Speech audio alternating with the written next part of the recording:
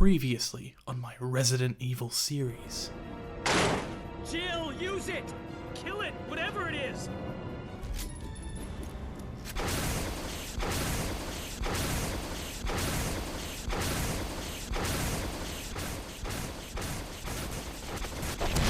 So, the remake of the first game did really well. It re-cemented itself as the king of survival horror, while giving us the perfect, ideal, classic Resident Evil experience. When it came to the GameCube, however, instead of moving forward with a Resident Evil 2 remake, the second and third game were ported virtually as is to the console. Resi Zero released, and eventually Resident Evil 4, the next main entry in the series. So that first remake remained as the only full remake of the series for quite some time, until eventually, after the series gained new traction with its 7th installment in 2017. After that, it became clear that maybe another remake was in the cards. 2 years later in 2019, a remake of Resident Evil 2 released and sealed the deal for a lot of fans. The fact that this series was finally in a new golden age, especially since this wouldn't be the last of the modern age remakes, except this game would be rebuilt in a much different way as one, however. The first was trying to be more one-to-one in terms of gameplay, keeping the fixed camera angles among other things. But this time, they were completely overhauling the experience to be something the series hadn't really done before. Not just by being a third-person, over-the-shoulder game, most of the series had been doing that since 4, but doing it while keeping some key aspects that the original trilogy had that fell by the wayside in future installments. A tight balancing act that would pay off incredibly well, especially for me, because as of writing this, Resident Evil 2 is my favourite game in the series. I loved how 1 was able to tie combat into puzzle solving. Choosing who to kill, who to leave behind was an extra layer of challenge for the player. Especially on a first playthrough, you don't know how often you'll be coming back through certain rooms or holes. So you had to make judgment calls to make things easier in the moment, but risk what would have been a better use for your bullets coming up. You couldn't just carelessly kill everything. Luckily, 2 is able to keep that feeling and more. So let's travel into Raccoon City and see what's going down when we play Resident Evil 2. Our story begins with a crazy detailed shot of a cheeseburger. 2 seconds in and we're already getting one of the game's most iconic moments. And no, I'm not joking. Even me, a non-Resident Evil player in 2019, couldn't escape seeing everyone glaze this burger up. And the whole game follows this up quite well visually. This game was developed in Capcom's own RE engine. The hair physics, the cutscenes, the interactable objects. There's a very tangible feeling with the look of everything that I really dig a lot. Much like the first game, Resi 2 does make us pick between two characters before starting, rookie cop Leon Kennedy and Claire Redfield. While the first game did have some differences in story depending on who you choose, the story in 1 remained mostly the same. Similar deal here, but I think it is done slightly better. No hate to Barry or Rebecca, but their presence never felt overly impactful to me as a player and enjoyer as the story went on. They're fine, but the two unique characters for Leon and Claire are far more compelling in my opinion. But we'll get there. In addition to having 2 characters, 2 scenarios are also available. A is the first and the more beginner friendly, as B does kind of assume you know your way around the game slightly more than the average player, but it does change a few things here and there to make a second playthrough more engaging. I initially did Leon A, followed by Claire B, and many more after that. But as we go through the story, I'll jump between the 2 when relevant. After the truck driver has an encounter with the undead, we rock up at a gas station situated just outside of Raccoon City. Leon Kennedy is a rookie cop heading for his first day on the job. He was initially told to stay away due to a citywide catastrophe, but for some reason that makes him all the more eager to check it out. Claire Redfield is heading in to look for her brother, who has been off the grid for some time. Leon heads into the gas station and comes face to face with a very hungry and aggressive customer. I may have to blur some of this footage to avoid risk of being age restricted, but just know that they went out of their way to model this cop's falling apart neck. It's crazy detailed in a way that not many other games would bother with. Once again, we discover that these guys are absolute bullet sponges and will happily take entire clips to go down if we get unlucky, so being careful with our remaining bullets is a must. On escape, Leon runs into Claire and they both trek deeper into the city, heading towards the police station in pursuit of both of their goals. They get separated, so as Leon, we circumvent the rioting undead outside and make it into the station. It's eerily quiet.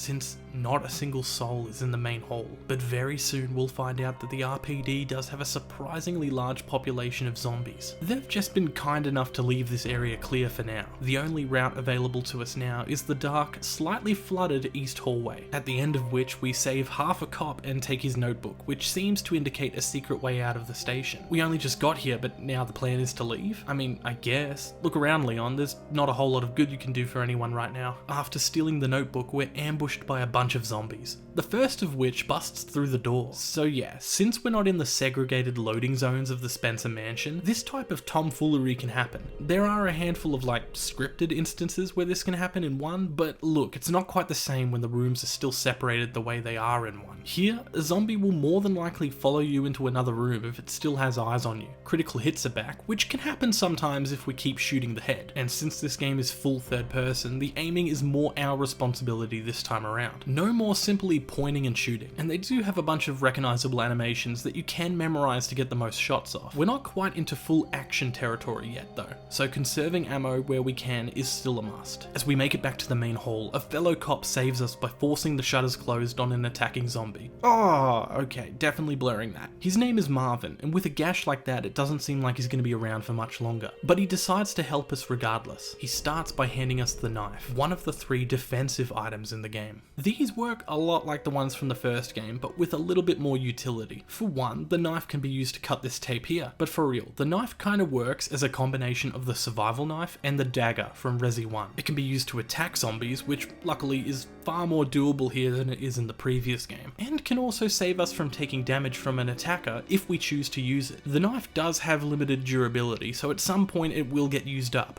and using it defensively takes quite a lot at once. The other 2 items are the flash grenade and the hand grenade. Both can also be used defensively to get out of a tight grab, but also as throwables to damage multiple enemies in an area. The flash grenade will blind enemies, letting you slip by easier, whereas the hand grenade will just straight up blow them to pieces. You don't really get a whole lot of these, so it is recommended to save them for when you feel like you really need them. They all take up inventory space, which would be a problem if we were working with the original 8 slots, or 6 if you're a dumbass. But for this game, we start with 8, with the ability to upgrade all the way to 20, letting us carry way more stuff than before. The game clearly wants you to experiment with different weapons and ammo, because if you end up defaulted to 1 or 2 weapons and managing your ammo well, inventory space shouldn't be a problem, especially if you're collecting the hip pouches that grant you the upgrades throughout the game. Saving is easier than before too. Once again, the typewriter returns, but now it comes preloaded with as much ink as you can need. Thank God for that. In higher difficulties, they do reintroduce the ink ribbon to add back that suspense, but I'm glad that the standard way to play foregoes them entirely. The item box is back as well, working pretty much the same as it did before. Now we can head into the west portion of the ground floor and start looking for more useful items. We come across our first safe room, which again works exactly the same way as before. Around the station you may find these wooden boards that you can use to board up windows. And look, it's kinda cute, but it feels a little tower defensey for a Resident Evil game. I kept up with the window boarding for my first playthrough, but I almost never bother with them anymore. The boards end up taking vital room away from key items and ammo, so we can use the new discard button to get rid of them where we stand. No longer will we be stuck with useless crap. We can now discard things not needed right in the inventory. Even key items, once they've served their purpose, will give you a little red tick letting us know that we can bin it. And no, you can't accidentally delete an important item. Thank God they thought of that before people inevitably softlock themselves. Upstairs we can find one of the 4 keys needed for the RPD, the spade key. Oh, I get the theming. It's Balatro. And now we can start unlocking some doors. Truth be told, a lot of the beginning of this game is formatted very similar to 1, but I don't think that's a bad thing. Apart from the fact that the gameplay is completely different, the setting adds a lot to set it apart from its predecessor. The RPD is so far my favourite area in any Resi game. It's designed incredibly well, and I personally think it's very easy to learn the layout. The first game did have some holes that felt a little samey, that made it a little harder to remember what went where, but here every area has particular points of interest that make navigation a breeze. Even if you do have some trouble finding your way around the station, the map system in this game has some very nice improvements. As with 1, the map will show you red if you still have stuff to collect or do in said room, or blue if it's been completed 100%. This time, however, the map will also show you specific items and their locations if you've walked close enough by them, which is incredibly useful if you need to pass up on grabbing some more ammo or health. You can easily check back and pick them up when you have more space. It also shows interactable objects as well as what doors are locked and by what. Like how I can see the Spade logo for Spade doors, or saying chain door if I need the bolt cutters. There's something about these item interaction cutscenes that are just so satisfying to watch, I can't even describe it. After a quick behind the gate catch up with Claire, we cut back into the station from the east side and grab a valve and fuse from the office. Now we can open up these shutters properly and use the valve to stop scorching steam from blocking more rooms to plunder. So zombies are one thing, but what do you guys think about Inside Out humans? Here we have a new enemy introduced to the game, the Licker. These fellas are ravenous, fast but blind creatures that are absolute hell to deal with, unless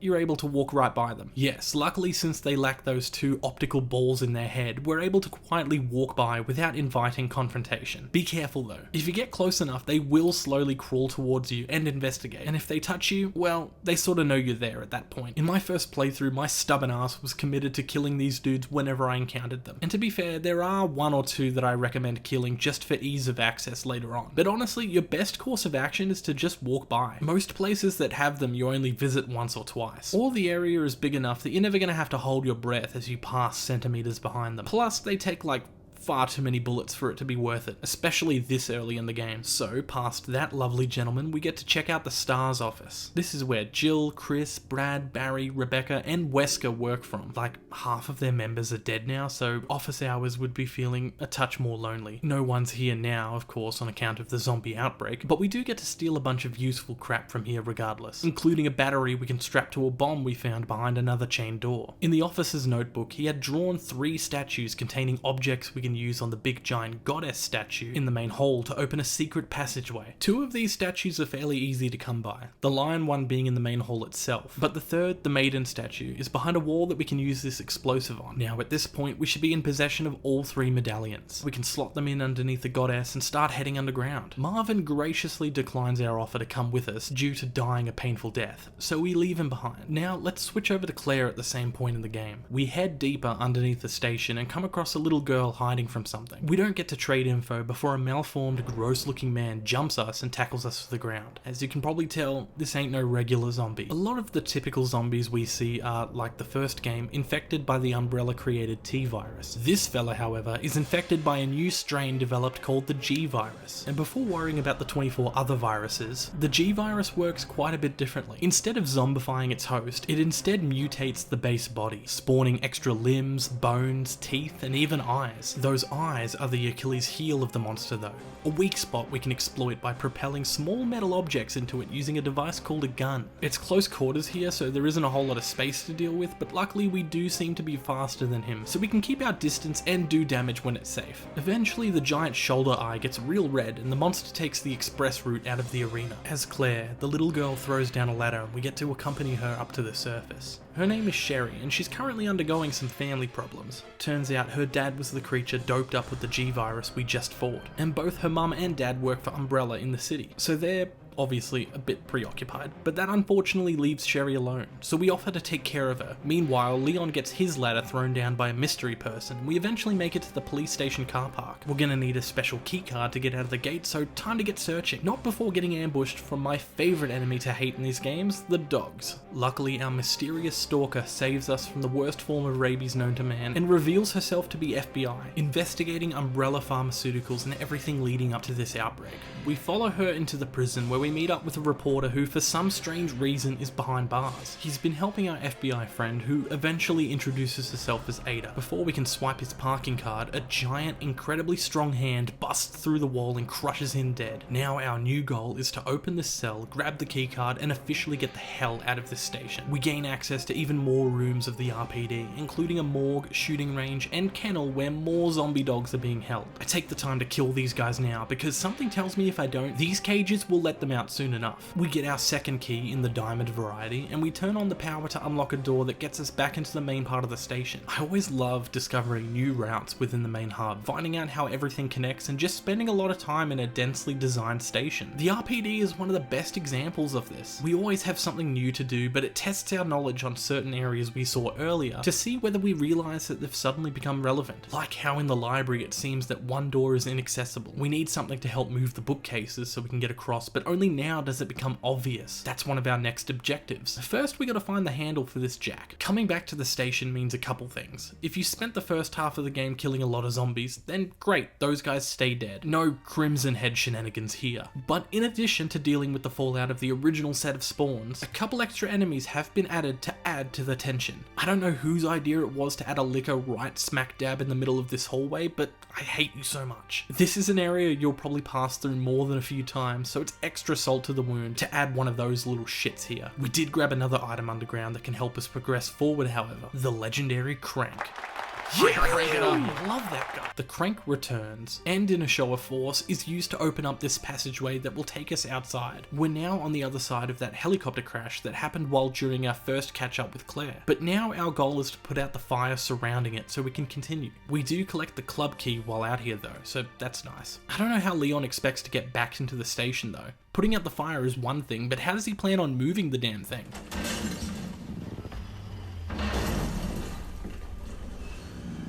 Jesus Christ! Casually dropping in to completely turn the game upside down is this handsome devil known in the community as Mr. X. He's one of those pesky tyrants with the firm handshake from the first game. It's clear Umbrella wants to close up a few loose ends, and so Mr. X is now let loose within the station with only one goal: kill survivors. And considering Leon and Claire are looking mostly pretty alive right now, that includes them. From this point on, the station segment of this game is never the same, and it's one of my favourite things about this whole experience. Mr. X is permanently spawned in and will constantly search the station for any trace of us. If his eyes spot you, he won't let up until you're safely out of his sights, in which he will then go back to randomly searching the RPD. This means you really don't know whether you're going to have to deal with him at any given time. You can hear his footsteps stomping throughout the station, which just adds to the immense dread. But the issue is, some of these puzzles and fetch quests require us to spend a little more than a few seconds in places that are pretty tight and claustrophobic. If you get even a little bit unlucky, you'll have to deal with him being there too. That's not even to mention how chaotic things can get when you meet him in areas that already have enemies in it. Dealing with zombies, lickers, and Mr. X all at once is all but simple. Walking to not arouse suspicion from lickers is virtually impossible when Mr. X is faster, but running away from him will alert the licker to your exact location, so trying very hard not to get stuck in these situations will have you second guessing what hallways to walk down. You can use an unhealthy amount of ammo to put Mr. X down, but it'll only buy you a moment, as he'll very quickly be back on his feet. In scenario B, he spawns in even earlier, all the way back to the first time we gain access to the STARS office. This is a sign of an amazing game mechanic. I mean, listen to me going on about how scary, how difficult he is to deal with, particularly on your first playthrough. But I'm not complaining. This is an amazing show of survival horror through gameplay. We still have a handful of things to do, however, and with Tall, Grey and Handsome walking around, it's best we plan our steps carefully. We grab the jack tool from behind a club door and gun it straight to the library, using it to lower the bookshelf so we can push them into place. Mr. X is hot on our tail, but thankfully the developers did have some grace when deciding what rooms he can and cannot go to. Safe rooms are an obvious no-go zone for him, but a few other spots include the secret passageway, the STARS office, and our next location, the clock tower. Here we use a gear we grabbed earlier, a gear that, mind you, took up 2 inventory slots. Rude. And we fix the clock only for it to break again and knock down one of the parts we need for the reporter's cell. Maybe a step stool would have been a little less convoluted, but hey, at least he doesn't have to write a report on this. Hope I don't have to write a report on this. Claire's reaction is more in line with my thoughts anyway. That worked. And don't ask me how they knew it would, or what they would have done if it didn't. We luckily don't have to find out. We head back to the cell, play a little bit of Spider-Man PS4, and steal the parking card. Somehow through all that we kind of opened up all the cells. Oh hey, it's you. Can you tell me where the exit is? A few select moments will bring Mr. X right to you, and while these are neat on a first playthrough, I much prefer when his appearances are left completely up to chance. Remember that whenever we finally get to talk about Nemesis from 3 Remake. We go to leave the car park, but our favourite X-Man isn't letting us get away without a goodbye kiss. Ada saves us and joins our walk to the next destination, the sewers. Switching back to Claire, she has a similar route to this point in the game. After she heads to the parking garage, Chief Irons comes out of the shadows and steals Sherry away, locking the gate behind him. We use his secret elevator to get back to the RPD and collect the 4th and final key, the Heart Key. The club and the Heart Keys are split between Leon and Claire, respectively. So not only are there story differences, but completely new rooms exclusive to each other as well. From here, it's roughly the same. Mr. X turns up, you get 2 electronic pieces to unlock access to a spare pass in Chief Irons' office, and and we get a call from the man asking us to bring him an object that Sherry has apparently secretly given us, or just dropped. We switch to playing as Sherry, where we need to find a way to escape the orphanage without being recaptured by Irons. This sequence is really cool, stripping the gameplay back and feeling helpless with no weapons to defend ourselves against the monster of a single man. It just goes to show you that you don't need disgusting creatures to make your game feel scary. Chief Irons eventually catches us, but Daddy G-Virus comes to inspect his throat and in the process, saves Sherry. We head over as Claire, where we get a couple more scripted encounters with Mr. X, where they both take shelter within an elevator. Just before the Tyrant is able to enter, William Birkin, the name of Sherry's father, impales him and causes the elevator to drop. So that's how Claire ends up in the sewers, but how about Leon? Him and Ada head in from a different entrance, and as Leon jumps into some thick poopy poop water, a gigantic alligator ambushes him. Fun fact, in this encounter you only have to go left, right, and then left again, which on the PC version spells Ada. Whether it's a coincidence or intentional, I still think that's pretty neat. Sherry's mother, Annette Birkin, is crawling the sewers as well, surveying. When Ada and Leon try to arrest her, she shoots Leon in the shoulder and gets away, and while Leon gets a little rest, we get to play as Ada. This segment of the game isn't as effective as Sherry's in my opinion, as Ada doesn't really contrast Leon's gameplay. She's basically exactly the same. She has like a hacking gun, which is kind of stupid, but basically just amounts for you waiting and pointing to blow something up or open something. Absolutely riveting. In both scenarios, Ada and Sherry are trapped in their version of the garbage compactor, and it's up to us to find these chest plugs around the sewers to unlock the door to get to them. This place is a lot more straightforward than the RPD. It's essentially what Residence was in the first game, a secondary, smaller area that has a slightly more focused linear progression. It does present my least favorite enemy from this game though, the G-adults. These fellas seem to also be infected by the G-virus, though they're not as strong as William. That doesn't mean they aren't spectacularly annoying though. These guys have a massive hitbox that makes it near impossible to pass them without being grabbed. And what's worse, they can poison you. They take forever to kill as well. Luckily these few at the start aren't too difficult to circumvent if we just keep running. We find a T-bar that we can use to explore more of the sewers.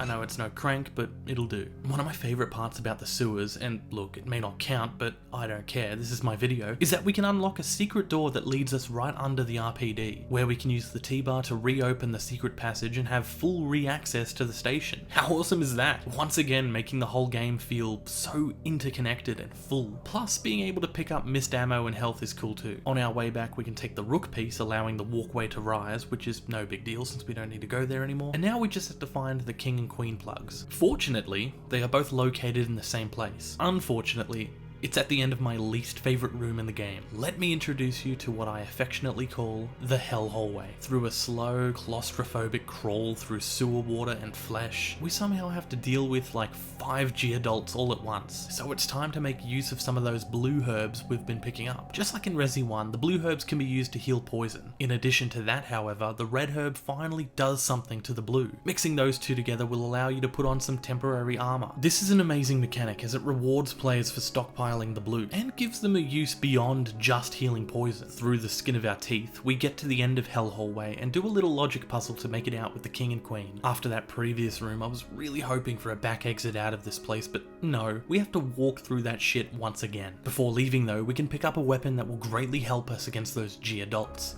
The flamethrower, but only if you're Leon. If you're Claire, you get the spark shot. And I honestly hate this gun. I don't know whether I'm just using it wrong or what, but I never felt like this weapon was any strong. Ammo is kind of scarce for that thing too. Taking up 2 spots in the inventory is kind of the straw that breaks the spark shot's back for me though, so I'll be leaving this one in the box. On the topic of weapons, now's probably a good time to run through all the different kinds we can come across. As I mentioned, Claire gets a grenade launcher that can shoot fire rounds and acid rounds, with the fire rounds being surprisingly abundant in the station, which I guess makes sense since you can get the grenade launcher pretty early, so you need something to shoot with. A keycard in the art room gains access to the grenade launcher when put in the weapons locker. In Leon's campaign, the weapons locker instead contains a shotgun, and just like in the previous game, this is an absolute amazing weapon. It gets critical shots most of the time when aiming for the head, and you won't be lacking in ammo for it either. Handgun ammo comes frequently enough that when you get the choice to combine gunpowder, a new mechanic for this game, I'd much rather craft ammo for the shotgun. It has a great kill to resource ratio,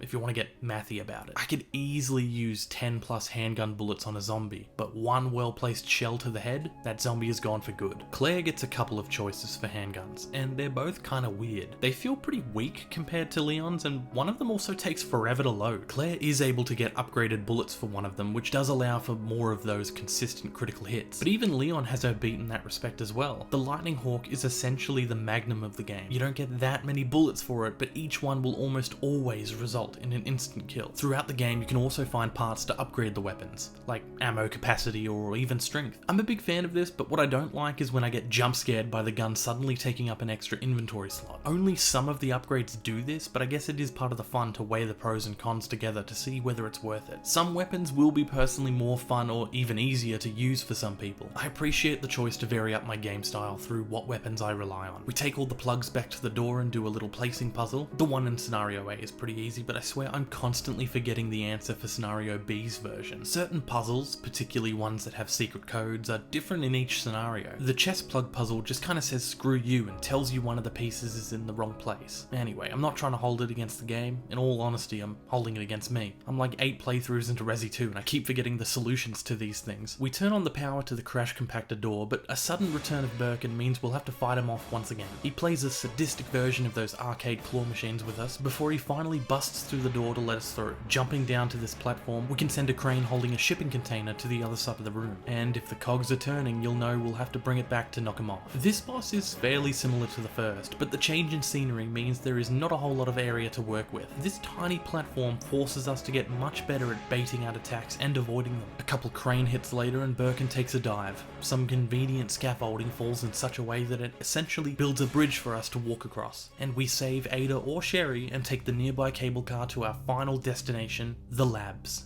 At this point in our character's journey, we have Ada and Sherry incapacitated. We take a wristband ID that we need to replace with higher and higher clearance levels until we can get further into the lab to grab our MacGuffin of choice. This entire place is patient 0 all the way to 100 for the virus, so there's plenty of enemies crawling, or more accurately stumbling around looking for a bite. The labs is by far the most linear section in the game. The loop is basically going directly through an area, grabbing the upgraded wristband, doubling back and going down a new area. As a package, I think it's perfectly acceptable to have a more direct sequence in the game, especially following the sewers in the station. I think I'd always prefer to have a variety of different areas, not just in aesthetic, but in gameplay as well. What I'm trying to say is that this makes for a much better game than if we had 3 police stations instead. I may not love these 2 areas as much as the station, but I think the game's identity would take a hit if all 3 areas were structured the exact same. Eventually we come across a station in the lab housing a mutated plant dubbed Plant 43. And yes, this is the little brother of the plant from the previous game, except little may not be the right term, as not only is this plant just as big, but it also has the ability to spawn these enemies called Ivies. These guys are horrific. They don't die under normal circumstances and can only be downed after hitting these little sap sacks on their bodies. Even then, they'll get right back up eventually if the body isn't burnt to a crisp first. Luckily at this point, if we've been conservative with our ammo, or if Hell Hallway didn't suck all our resources away, we should still have the flamethrower or grenade launcher. So similar to the first game, we were able to create a super duper weed killer to deal with the plant. But we do need to make our order of operations around the lab efficient as we do so. This section I think saves the lab from being too direct in its completion, as we need to make multiple loops to discover codes and unlock doors to create and cool the antigen, and obviously try not to die while doing so. This room down here still screws with me now and again. I've played Resi 2 more than a few times by this point, and I still get a little rocked having to deal with the 2 lickers that spawn your first run through this area, as of course with most areas a second visit is mandatory. Eventually we also find this circuit box that'll allow us to bring power back to areas that have the socket for it, play a little bit of Spider-Man PS4, and voila. So now we've killed the plant, had a close call with Tyrant yet again, and upgraded our wristband to level 3. Now we can go into William Birkin's personal office to grab either a sample of the virus for Ada or the cure for Sherry. Pissed that we invaded his personal space, however, Birkin politely asks us for one more tussle before letting us go. And in my experience, this is the boss that I was always saving my resources for. It's in my opinion the hardest in the game and can take a lot of ammo and potential healing to get through. Birkin has gotten so big, looking a lot like a fleshy and teethy forearms from Ben 10, and his swing swings and throws cover so much distance that without a dedicated sprint or dodge button, it can get very claustrophobic. As I've said, this actually goes for pretty much all the bosses that rely on the lack of space to introduce its difficulty, but it's ironic that this is the boss that gives you the most space, but the boss itself is so huge that that level of crampedness still manages to creep its way through. I do really like this fight though. On following playthroughs, it gets even more fun when you feel more comfortable using a lot more of your stuff on him, since we won't be needing a ton else to finish the game. Annette makes a return that remains short-lived as she dies in both timelines, with Sherry being saved by the vaccine while Ada falls into the black pit of uncertainty. With the lab now under threat of self-destruct, it's finally time to leave this place and never look back. As Leon, we take an elevator ride with Mr. X, now missing his trench coat, which was apparently stopping his body from mutating. This final boss doesn't really take much in hindsight. His attacks aren't that difficult to dodge, but he does have that one attack that needs to be interrupted, or you risk being one-hit KO'd. Eventually, after a time, a stranger resembling Ada will do her best Resident Evil 1 tyrant fight impression by dropping you a rocket launcher to take him out for good. Over on Claire's side, we take a different elevator down that gets a surprise audit from Birkin, who's graduated from forearms into what looks like, gee, I don't know.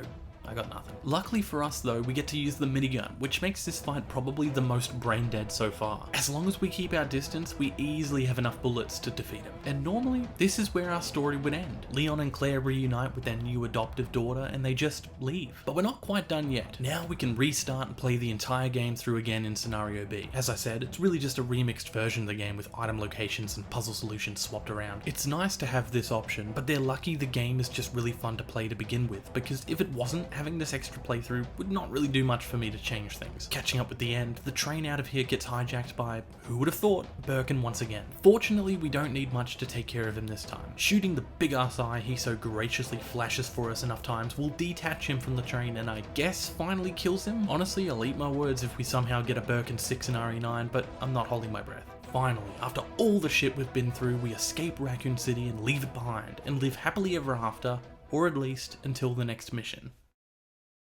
Resident Evil 2 has quickly climbed the ranks to become one of my favourite games of all time. Its design in both its gameplay and view on combat and resource management makes for an incredibly tense game that relies far more on efficiency rather than brute force, and I wholeheartedly appreciate it. While the sewers and lab sections are well structured in their own rights, the RPD is the location that I will give more than a few rounds of applause for. I absolutely adored becoming familiar with this place, which make the amount of backtracking through similar corridors feel like a core part of the experience rather than a hindrance. It's a living and breathing character in this game, and the way you go about it will always be up to you. The agency you get to explore it in a lot of ways rivals even open world games, as those always risk feeling empty and aimless, while the station remains dense and always keeps a general goal in your mind with how to proceed. The change from fixed camera angles to third person was something the series did quite a while ago in the original RE4, and while I can't speak for how that game handles it, I feel like they keep all the hallmarks of what made the first great without surrendering virtually anything that the old camera brought to the table, even with the horror. Just like the first, I don't think you'd be too surprised to hear that I think this game offers an incredibly replayable package either, as I've already admitted to playing this game quite a few times. The game rarely locks you into scripted, railroaded gameplay, so the drive to jump in and be more efficient than the last time keeps this game fresh and fun even many playthroughs later. The only part of this game I still dread replaying is the Hell Hallway segment in the sewers, and honestly, that's more of a personal thing. That area just always gets me, okay? Those G-adult things can eat shit and die.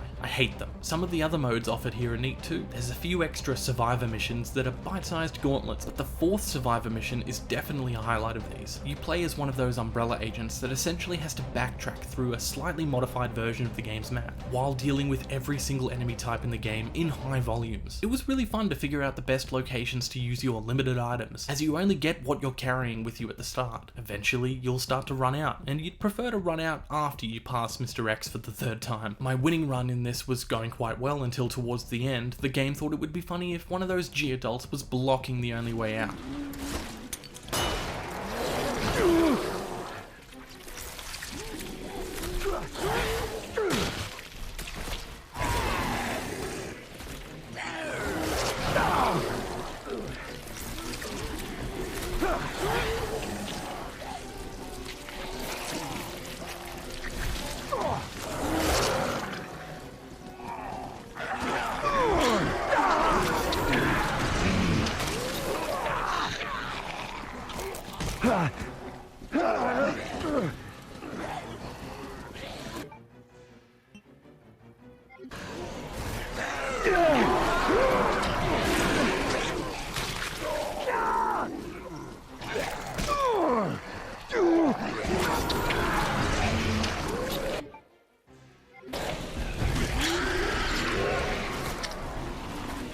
I don't know how I got away with it, but I'll take it. Even so, Resi 2 will remain a high point for me in a series I've only just begun to scratch the surface in. I hope you guys are excited for Resident Evil 9, because it seems like we may get to revisit the station soon. Until then, I really hope you've enjoyed my playthrough and critique, or rather brown nosing of this game, and I'd like to humbly thank you for watching DaAcorn.